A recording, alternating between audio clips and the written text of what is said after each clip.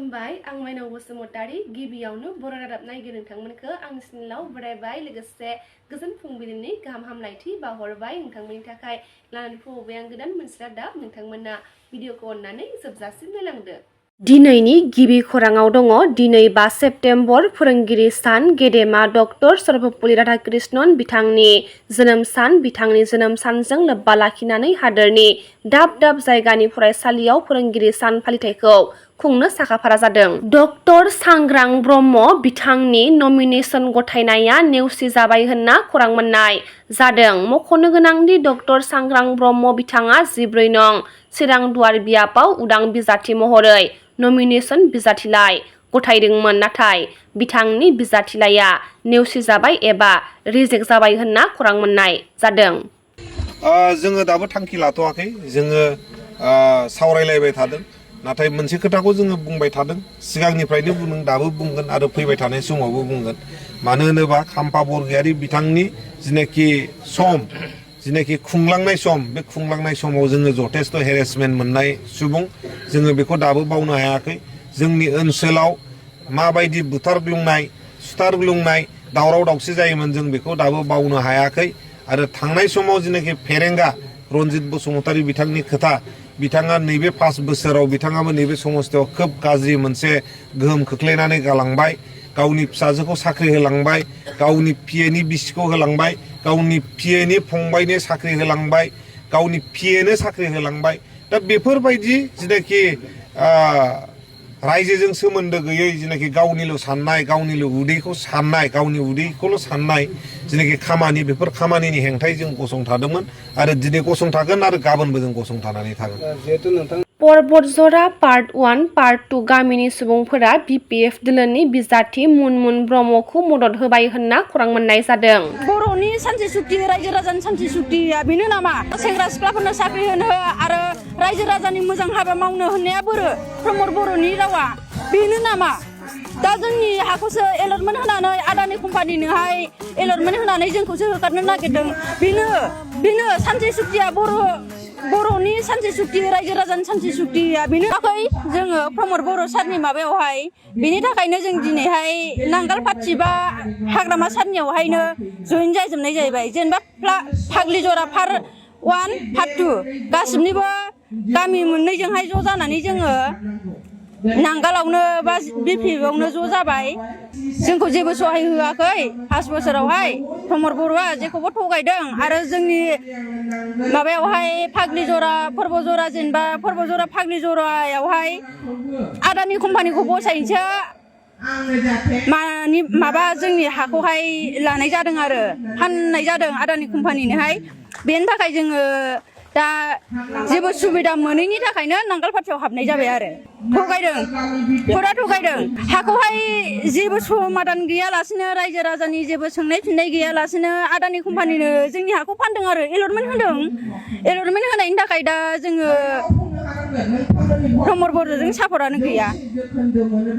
प्रमद बर'आ थगायसुला बेनि थाखाय जोङो प्रमद बर'नो मालाबाबो भट होनानै देरहाहोआ आरो जोंनो नांगौ हाग्रामाखौनो हाग्रामा सारानो जोंना सरकार दाफिनगोन रोखा सरकार दाफिनगोन हाग्रामा बर'आनो। बिटिसि बिसायख'थिनि सिगां बिजेपि आरो इउपिपिएल दोलोआ बिसायख'थिनि थाखाय गोबां सुबुंनो रां राननानै होदों होनना बिक्रम दैमारिया समाजारि बिजोंनि गेजेरजों फोरमायथिदों।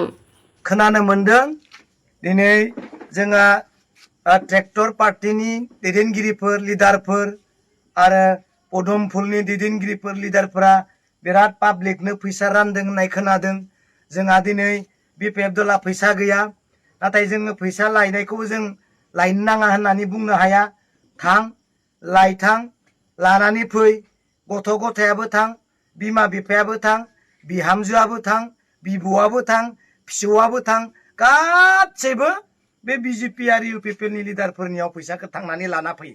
बिथांमोना ओरैबायदि जाख्ल'बाय ओरैबायदि कारापसन खालामबाय ओरैबायदि जानानै रायजोखौ दिनै असान्ति खालामबाय।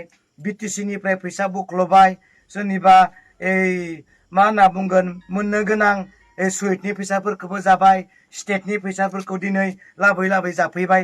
बैफोर जानाय फैसाफोरखौ दिनै पाब्लिकनो होआ सोरनो होनो बिनिखायनो आं बुंदों गथ'आबो थां बिमायाबो थां बिफायाबो थां बिब'आबो थां बिहामजोआबो बियावदो थांफा आरो बिखुमजोआबो बिजामादैदो थांफा लाना फै आरो हायोब्ला बे बिजेपि आरो इउपिपि नि दैदेनगिरिफोरनिफ्राय माने फैसाखौ मोसौ खानो थाखाय दिरुंखौबो बायनो थाखाय लानानै फै अमा आदार बायनोबो थाखाय लाना फै बिसोर रायजोनि फैसाखौ जाख्ल'दों बिसोरनिफ्राय रायजोआ दिनै मोननांगौ BKWSC नि बर'फोरनि जेंनाफोरखौ थाबैनो सुस्रांनो गोदानै जोनोम होबाय बड' पिपल पार्टी BPP-खौ राजखान्थिनि लामाजों गोख्रों खामानि मावनो गोदानै दाजानाय बड' पिपल पार्टीनि आफादगिरि डक्टर गाम्बारु मोसाहारिया माखासे बाथ्राखौ खौरां मेलनि गेजेरजों फोरमायथिदों।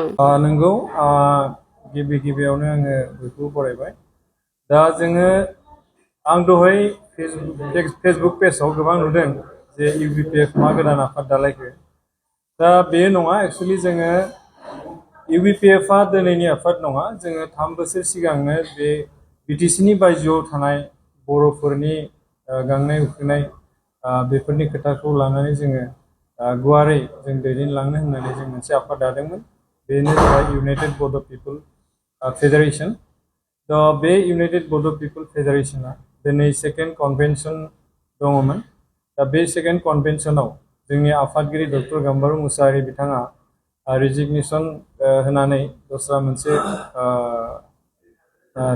थांनायलाय बेनिफ्राय जोङो आंखौ रायजोफ्रा एज ए आफादगिरि महरै दिनै सायख'बाय। ट्रेक्टर आरो नांगोलनि जुजिलायनायाव ट्रेक्टरा देरहागोन होनना राजु नार्जारिया खौरांगिरिफोरनि सोंथियाव फोरमायथिदों।